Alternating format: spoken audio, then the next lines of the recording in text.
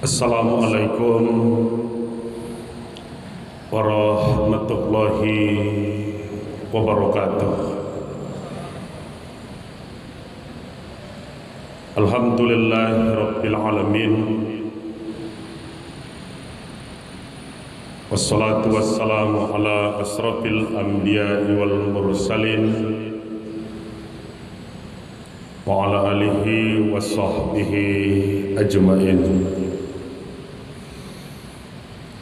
Amma ba'du, Bapak dan Ibu kaum muslimin jemaah salat zuhur yang dirahmati Allah.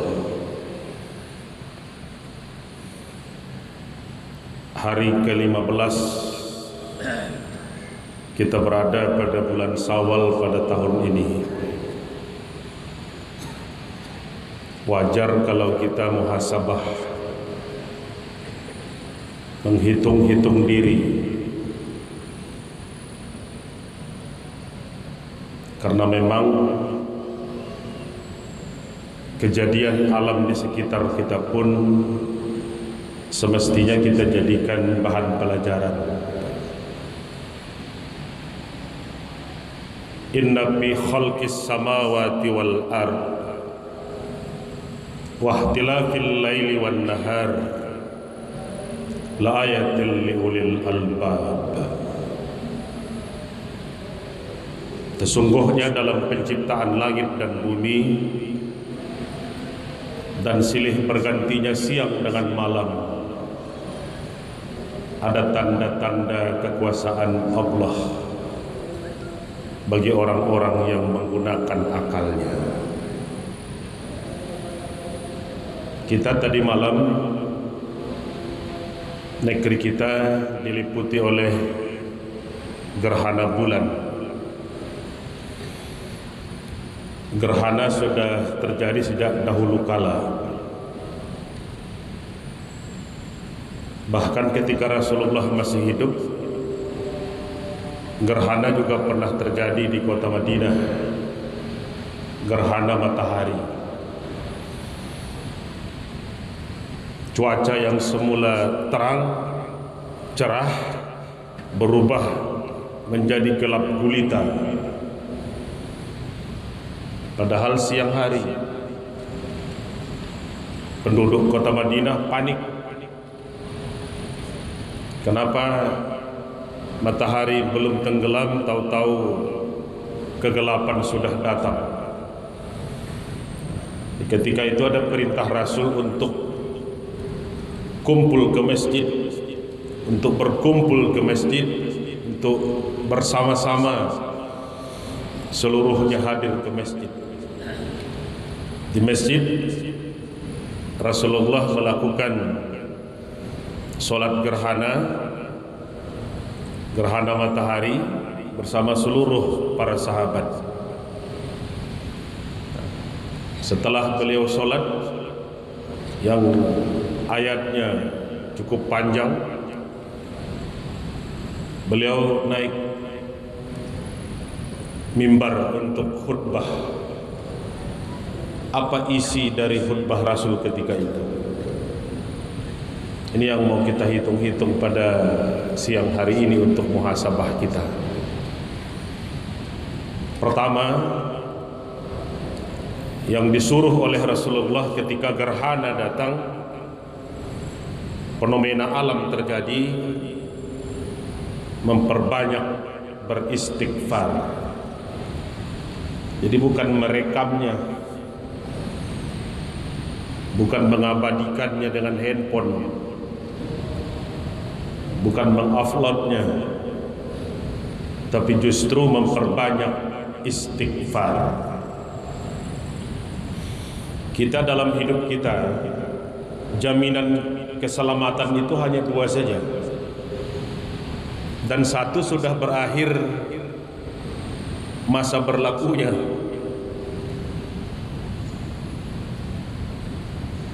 Azab Allah, murka Allah bisa datang ke muka bumi, bisa menimpa kita semua,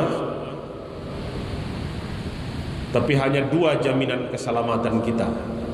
Al-Anfal ayat 33. Wa ma kana Allahu liyu'azzibahum wa anta fihim. Ini jaminan yang sudah habis masa berlakunya.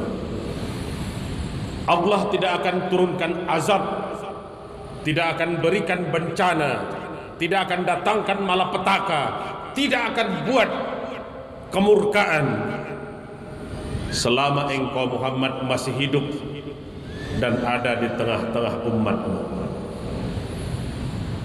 Hari ini Rasulullah tidak ada di tengah-tengah kita lagi. Beliau telah menghadap Yang Maha Kuasa lebih dari 1000 tahun yang lalu. Bahkan hitungannya tahun ini sudah 1442 Hijriah.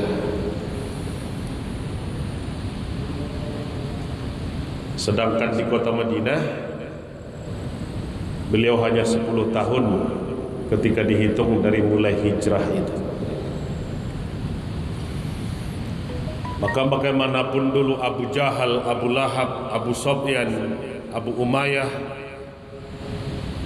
kecuali Abu Janda yang sekarang luar biasa kepada Rasul, azab tidak turun. Murka Allah tidak datang.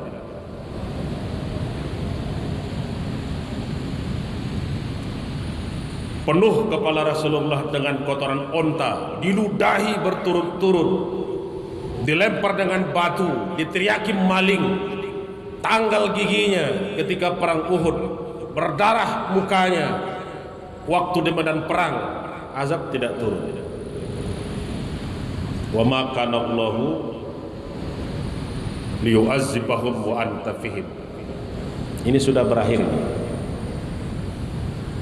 Sekarang kita punya yang kedua. Ini yang diminta Rasul ketika datang gerhana itu. Wa ma kana Allahu mu'azzibahum wa hum la yastaghfirun.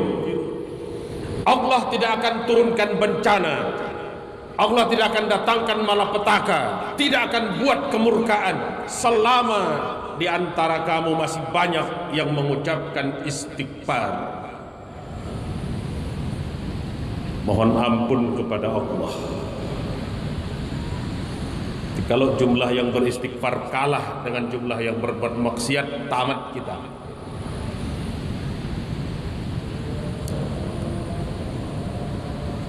Jaminannya, kalau jumlah orang yang mengucapkan istighfar, memohon ampunan kepada Allah masih banyak, rahmat dan maghfirah itu masih akan tercurah. Gerhana datang, Rasul tidak menyuruh untuk menontonnya, tidak untuk menyaksikannya beramai-ramai. Walaupun alat komunikasi dan teknologi di zaman itu belum canggih, Rasul tidak menyuruh untuk melihat matahari dan bulannya. Tapi Rasul menyuruh memperbanyak istighfar. Ada metode penelitian, kalau sampai putaran bumi yang kita tinggali hari ini berhenti saja, putaran bulan pun berhenti, ada setidaknya 5 akibat yang sangat berat yang harus kita terima. Ini di luar ayat dan dalil, karena teorinya teori otak. Pertama, kata para ilmuwan, bumi ini akan dihantam oleh berjatuhannya benda dari luar angkasa. Kemana mau lari? Yang kedua, terjadinya tsunami yang luar biasa besar, yang luar biasa dahsyat. air laut akan naik. Yang ketiga, manusia akan saling terlempar, terbuang ke tempat lain. Dalam Al-Quran disebut berterbangan seperti anai-anai. Tidak ada lagi daya gravitasinya. Yang keempat, bulan akan menabrak bumi. Ini sudah tidak akan ada lagi tanda untuk selamat. Dan yang kelima, inilah yang dicemaskan oleh seluruhnya, karena tidak ada lagi tempat yang akan dijadikan tempat selamat di muka bumi. Seluruhnya akan hancur total. Banyaklah kamu beristighfar, kata Rasul. Ketika maksiat melanda, munkarat menjadi-jadi, zina orang terang-terangan, minuman keras orang sudah tidak merasa malu, korupsi bahkan dipertontonkan, wajarkah Allah murka? Wajar saja. Yang kedua, pesan Rasulullah ketika terjadi gerhana di kota Madinah, perbanyaklah oleh kamu bersedekah. Bapak Ibu, kita tahu satu di antara penolak bala itu adalah sedekah yang kita berikan kepada orang yang membutuhkan. Hari ini saudara kita di Palestina, terutama di Gaza itu, apalagi yang mereka punya? Rumahnya hancur, tempat ibadahnya hancur, rumah sakitnya hancur, obat-obatannya tak punya, kebutuhan hidupnya tak ada. Cuman mereka tidak mau untuk mengatakan menyerah. Dibombardir 11 hari pun tidak ada bendera putih di Gaza. Kami masih sanggup berperang beberapa bulan yang akan datang. Kalau bukan karena Allah yang selamatkan mereka, kalau bukan karena Allah yang berikan mereka keberkahan, mungkin Gaza itu sudah tinggal abu. Hari Senin kemarin saja 300 rudal Israel sebesar-besar perahu yang dijatuhkan dari pesawat tidak meledak ketika menghantam rumah dan pemukiman mereka. Apa kata orang Israel? Senjata kami paling besar, dana kami paling besar, pasukan kami jumlahnya yang paling besar. Tapi kata orang Palestina, bagimu senjata yang paling besar, tentaramu paling besar, danamu paling besar. Bagi kami, Tuhan kamilah yang paling besar. Allahu Akbar. Maka ditimpa oleh bangunan 4 lantai pun anak kecil masih selamat juga itu. Mereka tidak lari dari kotanya, mereka tidak akan mengungsi ke Indonesia. Beberapa tahun kemarin saya ketemu dengan satu pejabat dari Gaza ketika diperintah oleh Pak Wali Kota Padang, Pak Mahyildi, untuk bertemu, meminta anak-anak yatim yang ada di Gaza kita urus di Kota Padang, disekolahkan di sini, diberikan beasiswa di sini, dikuliahkan di sini di UNP atau di UNAN. Kita adopsi dari kecil anak-anak yatim yang tidak punya ayah dan ibu itu. Apa kata wali kotanya? Kirimkan saja kepada kami belanja hidup mereka, kirimkan saja biaya makannya, biaya minumnya, biaya beli bajunya. Anak-anak kami lahirnya, matinya di Gaza. mereka tidak akan meninggalkan kota itu kecuali kematian yang menjemputnya.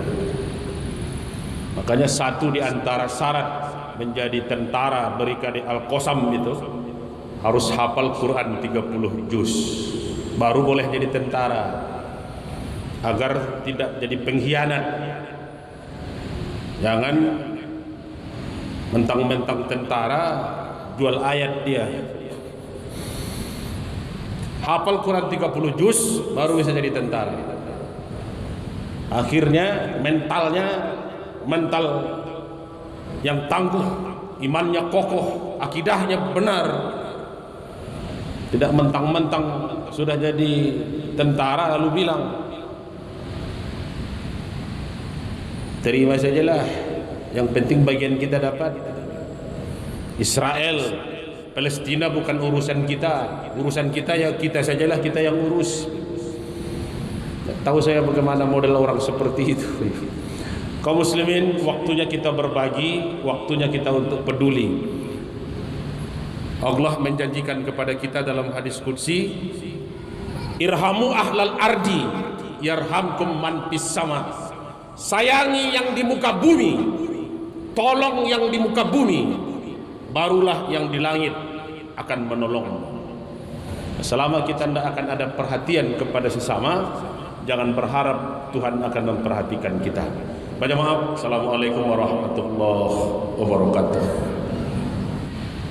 Allahu Akbar, Allahu Akbar.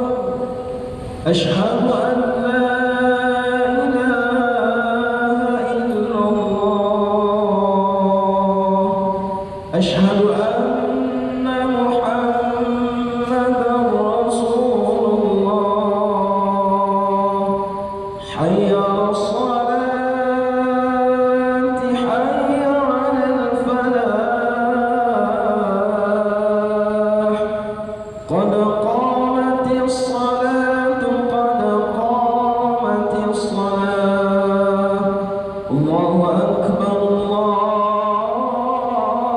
الله أكبر. لا